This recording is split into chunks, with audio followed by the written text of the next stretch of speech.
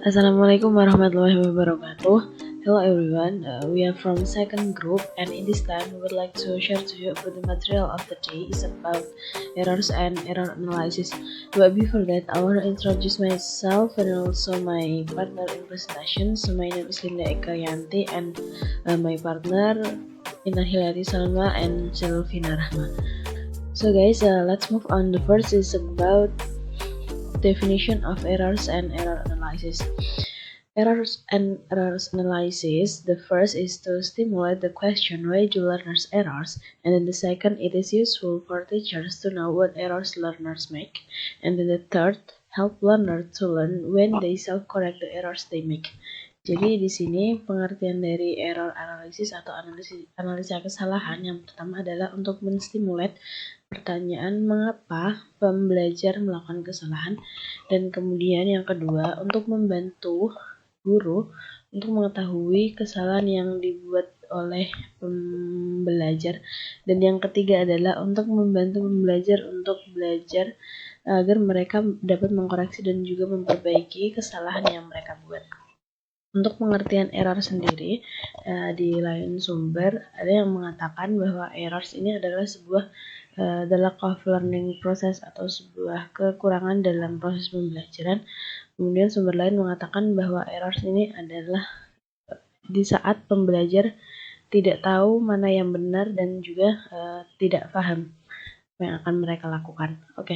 There are 4 steps in errors and error analysis. The first is identifying error, the second is describing errors, the third is explaining error, and the fourth is errors evaluation. The first is about identifying errors. The first step is identifying learner's error.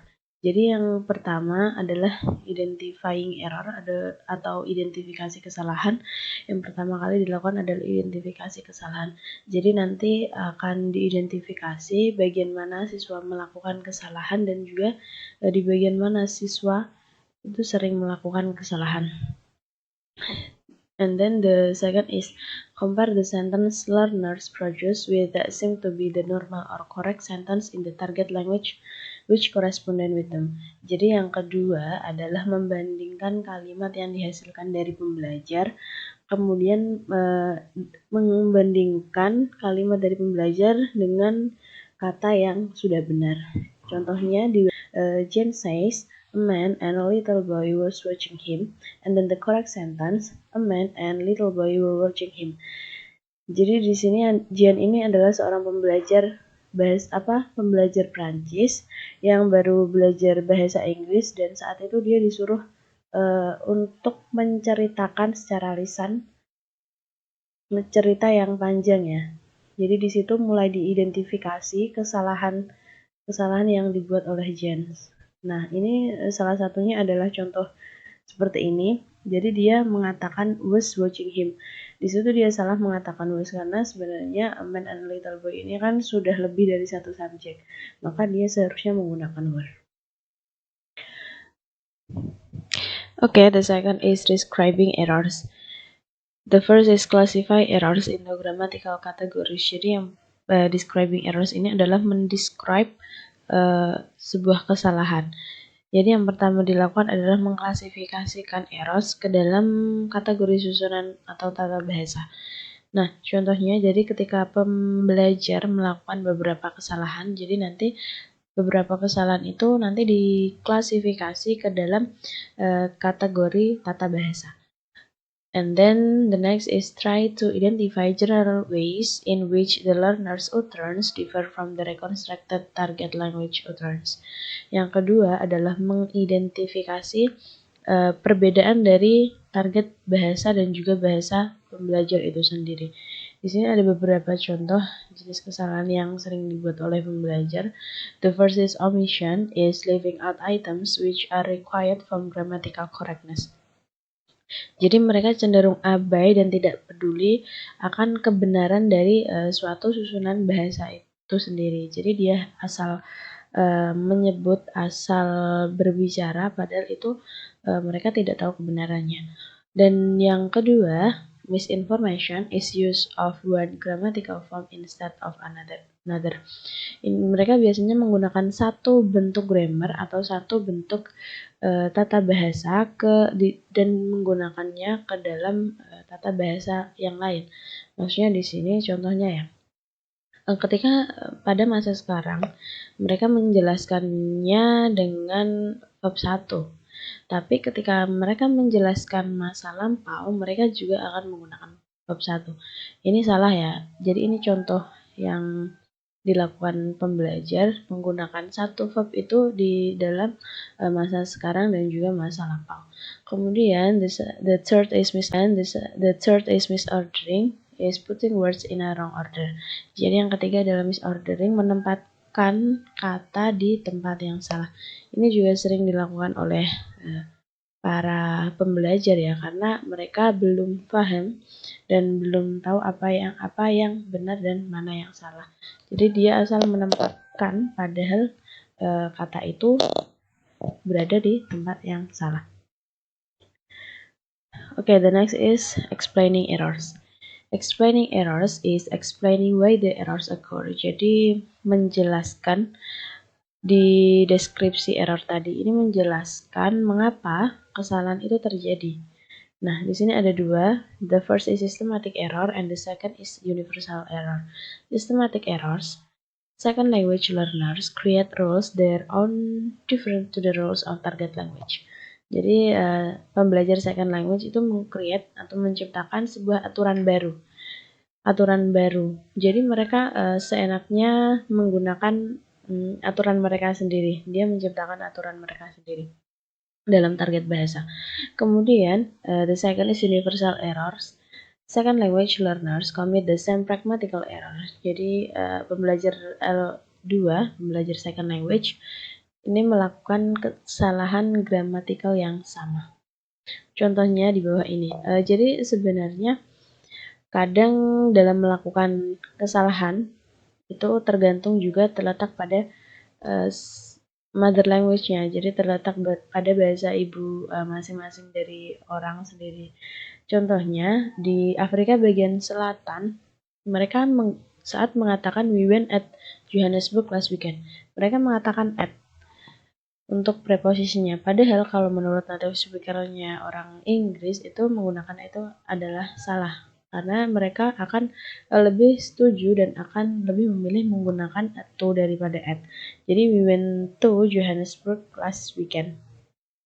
Kesalahan yang sering dibuat pembelajar itu terletak pada pastannya. Jadi mereka belum bisa mengubah bab 1 ke dalam bab 2 atau bentuk kata kerjanya. Contoh kesalahan besar yang dibuat pembelajar ya. Misalkan kata makan atau eat itu dalam bab 2 kan eat. Mereka kadang menyebutnya dengan eated. Jadi eated. Jadi itu salah ya, karena sebenarnya eat at. Okay, the next material will be delivered by my friends. I will continue the next material. The material is errors evaluation. The purpose of the error analysis is to help learners learn a second language. There is a need to evaluate errors. Some errors, known as global errors, violate the overall structure of a sentence and for this reason may make it difficult to process. For example, the policeman was in this corner we saw. Tujuan error analysis adalah untuk membantu para pembelajar dalam mempelajari second language. Beberapa kesalahan yang kita kenal sebagai global errors adalah kesalahan yang melanggar susunan kalimat secara keseluruhan, dan karena alasan ini memungkinkan para pembelajar kesulitan dalam proses pembelajaran. Contohnya, the policeman was in this corner we saw. Kalimat ini sulit dipahami karena struktur kalimat itu salah. Ada kesalahan lain yang dikenal sebagai lookup errors. Kesalahan ini hanya mempengaruhi satu konstituen dalam kalimat, misalnya kata kerja, dan kesalahan ini lebih kecil memungkinkan menciptakan masalah dalam proses apapun. The next material is developmental patterns. We can also explore the universality of second language acquisition by examining the developmental patterns learners follow. Jadi tadi kita sudah melihat beberapa kesalahan yang dibuat para pembelajar second language. Nah, selanjutnya kita dapat mengeksplorasi universalitas akuisisi second language dengan memeriksa pola perkembangan yang diikuti peserta didik. The first is the early stage of second language acquisition, the second, the order of acquisition, the second, sequence of acquisition, and the fourth, some implication. First, the early stage of second language acquisition. The early stage of second language acquisition, we can find out how a language is learned as a natural, untutored process by investigating what learners do when exposed to the second language in communicative setting. Jadi tahap awal second language acquisition, kita dapat mencari tahu bagaimana sebuah bahasa dipelajari sebagai proses alami dan tidak berubah dengan menyelidiki apa yang pelajar lakukan ketika dihadapkan dalam pengaturan komunikasi. Dalam keadaan seperti ini, para pembelajar terutama jika mereka anak-anak menjalani silent period. Artinya mereka tidak berusaha untuk mengatakan apa-apa untuk memulai. Mereka hanya mempelajari bahasa dengan mendengarkan atau membacanya tetapi tidak bersuara. The character for the beginner learners of second language. The first, formulaic chunks. One of the kind formulaic chunks is fixed expression like how do you do and I don't know. Salah satu contoh formulaic chunks adalah fixed expression seperti how do you do and I don't know. The second is propositional simplification. The learners find it difficult to speak in full sentences, so they frequently leave words out. For example, Jay want the teacher to give him a blue crayon, but said only me no blue. Jadi para pembelajar awal ini sulit untuk berbicara dengan kalimat lengkap, sehingga mereka hanya mengucapkan beberapa kata. Contohnya, C ingin guru untuk memberinya krayon biru, tapi hanya mengatakan me no blue. This time I will continue our material about the other of acquisition. Researchers choose a number of grammatical structure to study, for example, progressive ing, auxiliary be, and plural s. The more accurately learners are able to use a particular feature, the more likely they are to have acquired that feature early. Jadi setelah kita mempelajari tentang bagaimana pembelajar bahasa kedua mulanya mereka belajar, sekarang kita mempelajari tentang the other of acquisition. Jadi setelah itu mereka mulai dan harus mempelajari tentang tata bahasa dari bahasa kedua tersebut atau gramatikalnya. Dan semakin akurat pembelajar dalam mengucapkan satu kalimat, dapat dipastikan bahwa mereka sudah memperoleh dan mempelajari dari tata bahasa atau gramatikal tersebut. Selanjutnya adalah sequence of acquisition. Learners acquire a grammatical structure. They do so gradually, moving through a series of stages en route to acquiring the native speaker role. Jadi setelah ini masih berkaitan dengan bahasan sebelumnya. Jika sebelumnya adalah mempelajari tata bahasa atau gramatikal, selanjutnya adalah tahapan-tahapan dalam mempelajari tata bahasa atau gramatikalnya. Berikut adalah contoh tahapannya, mulai dari stage 1 sampai stage 5. Mulai dari pembelajar masih salah dalam menandai kata past time, contohnya itu it, jadi semua masih diucapkan it semua. Kemudian pembelajar mulai menghasilkan bentuk irregular past tense, contohnya adalah at. Selanjutnya pembelajar mulai mengovergeneralisasikan regular past tense bentuknya, contohnya adalah it. Kemudian yang nomor 4, kadangkala pembelajar menghasilkan bentuk hibrida, contohnya at.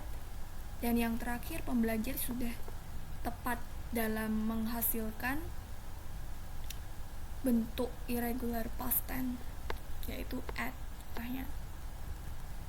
Kemudian bahasan terakhir adalah some implication. It provides further support the conclusion research from the study of learner errors, namely that L2 acquisition is systematic and to a large extent and universal. For example, the fact that learners master plural s before third person s suggests that plural s is in some sense easier to learn. Jadi some implication ini mendukung kesimpulan dari kita mempelajari dari learner errors, yaitu namanya adalah L2 second language acquisition, meliputi sistematikanya, seberapa besarnya dan seberapa umumnya. Contohnya, fakta bahwa pembelajar lebih mudah dalam mempelajari s dalam kata bentuk jamak dibandingkan s untuk kata ganti orang ketiga, yang menurut saya pribadi karena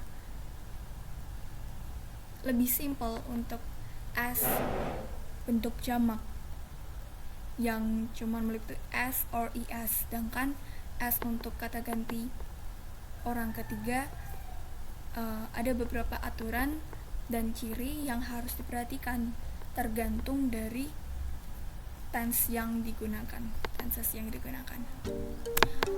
Demikian presentasi dari kelompok kami. Terima kasih atas perhatiannya. Thanks for attention. Wassalamualaikum warahmatullahi wabarakatuh.